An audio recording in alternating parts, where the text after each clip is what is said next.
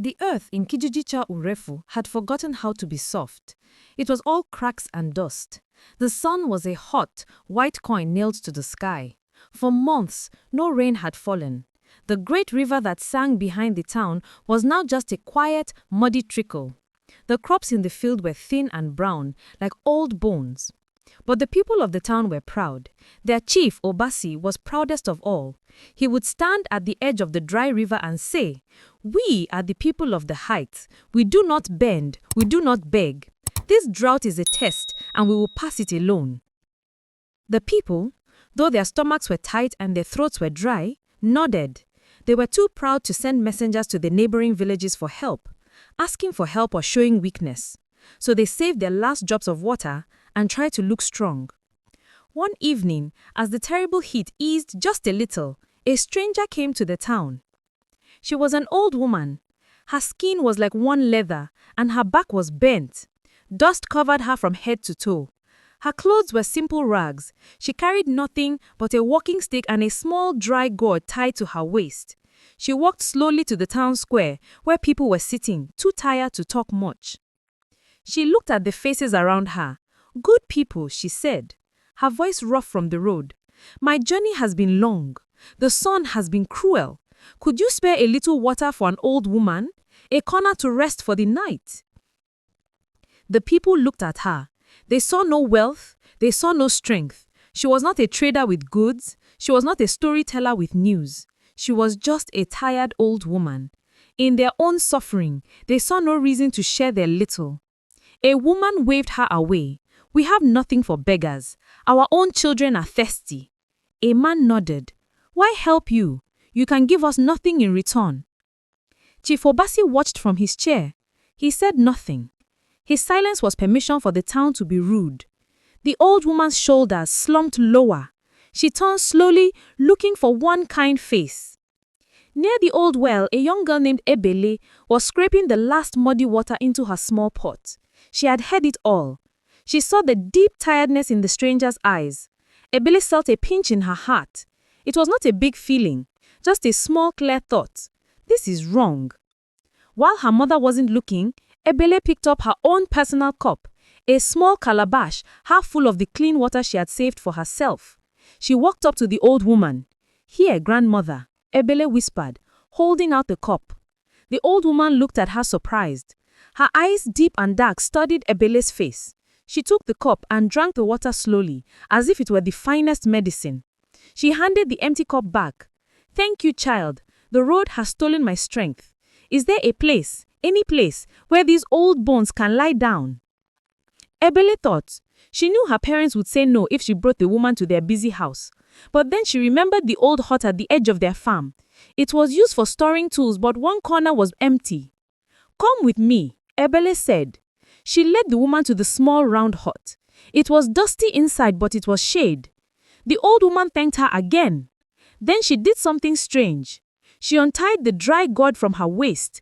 She shook it near her ear. It made no sound. She pulled out the small stopper, tipped the gourd over, and poured. Only 3 drops of water fell on the hard, cracked earth at the doorway. "For your kindness," the old woman said softly, "a final drink for the land." She gave Ebele a look that the girl did not understand. It was both sad and knowing. Then she went into the hut and laid down.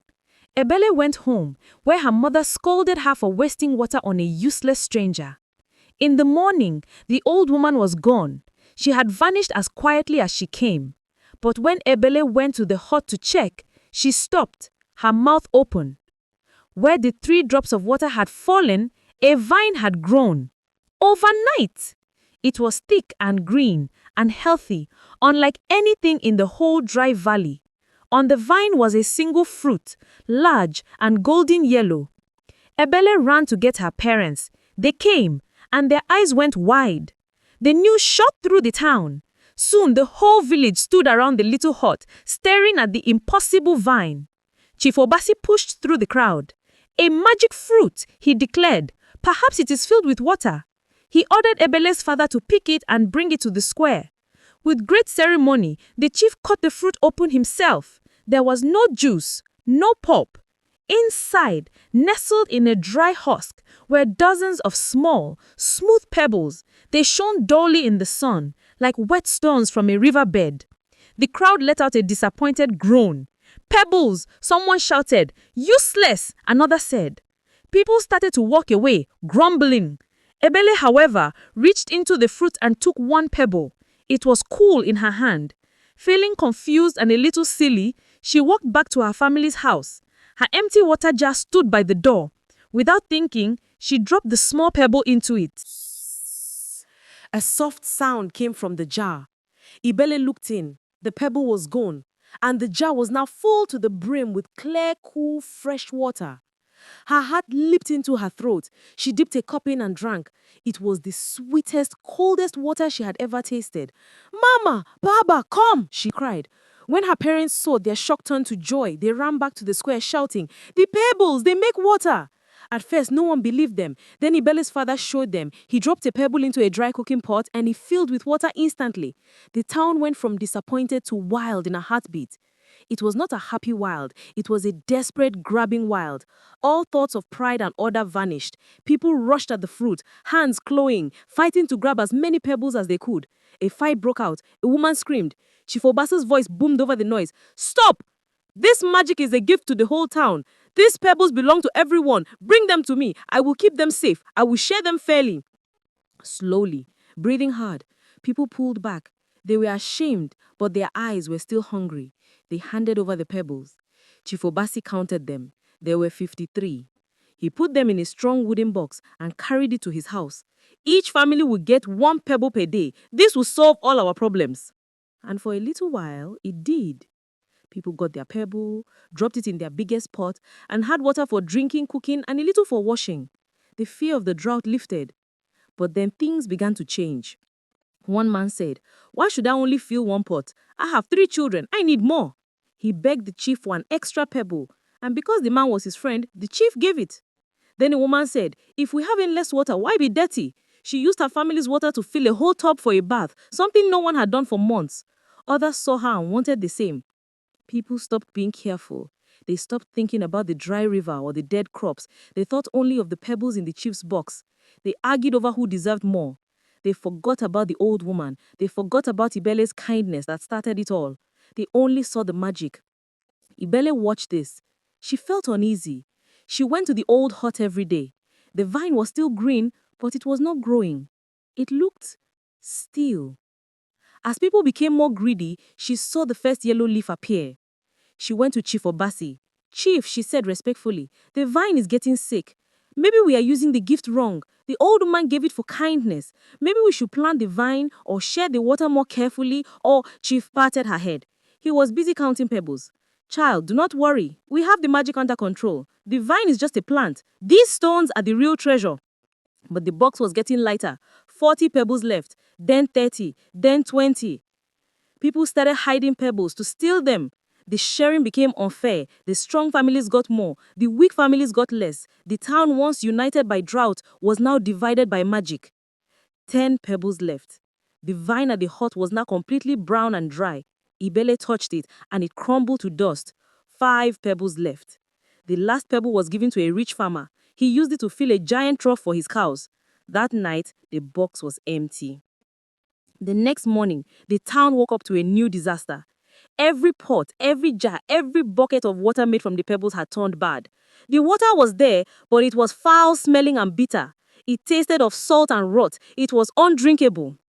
Panic returned. Worse than before. The river was still dry, the well was still dust, and now all the magic water was poison. They had wasted every drop on greed.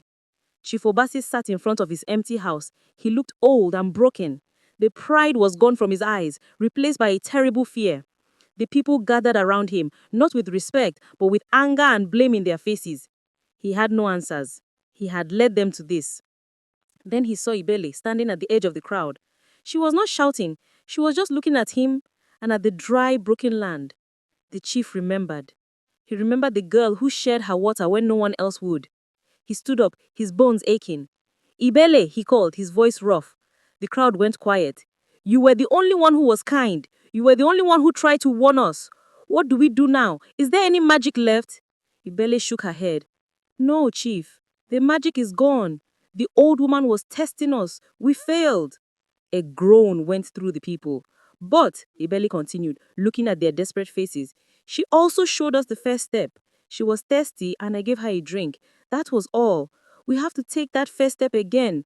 But as a town, what step? The chief asked. We have to swallow our pride, Ibele said simply. We have to walk to the next village. We have to say we are suffering. We made mistakes. Can you help us? We have to ask for seeds to plant. We have to ask for water until the rains maybe come again. We have to walk together with them and with each other. For a long moment, no one spoke. The idea of begging was so shameful to them. But the taste of the bitter water was still in their mouth. They had no choice. Chief Obasi straightened his back, not with pride, but with a new purpose. The child is wiser than the chief, he said loudly. We have been proud fools. We treated a great gift like a toy. Now we must be humble to survive. Gather what you can carry. We go to our neighbors, not as the proud people of the height, but as people in need of help. And so that morning, the people of Kijiji Chaurefu left their quiet and broken town. They walked together, helping the old and the young. They were not rich and they were not proud anymore. They were just people hoping for a little kindness. The moral of the story is this: a community's greatest treasure is not in its magic or its pride, but in its kindness and its willingness to share. When you treat a stranger's need with contempt, you may be throwing away your own salvation. True strength is knowing when to give and when to ask for help.